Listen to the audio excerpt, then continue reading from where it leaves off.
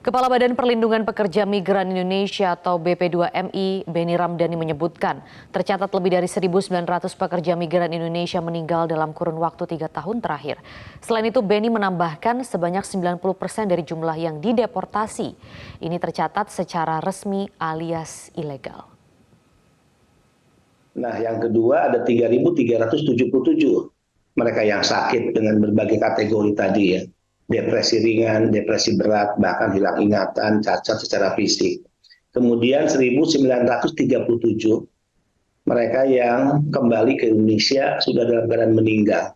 Kita menerima peti jenazah berarti rata-rata 2 peti jenazah per hari selama kurun waktu 3 tahun.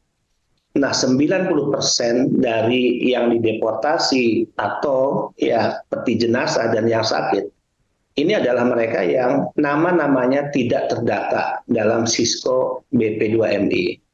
Sistem ya komputerisasi yang kita miliki, pendataan bagi para pekerja yang dinyatakan resmi.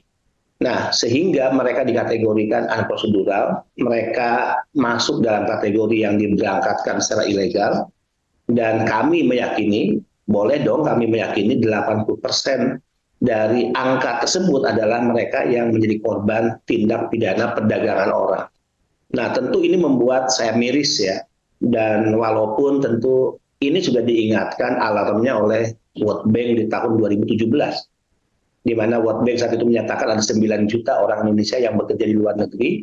Namun di tahun itu juga kita tracking, ternyata pekerja yang tercatat di luar negeri itu hanya 3,6 juta. Berarti asumsinya ada 5,4 juta yang tidak resmi. Dan kami meyakini 90% dari angka yang tidak resmi itu yang menjadi korban TPPO. Jadi kejahatan TPPO ini bukan hal baru.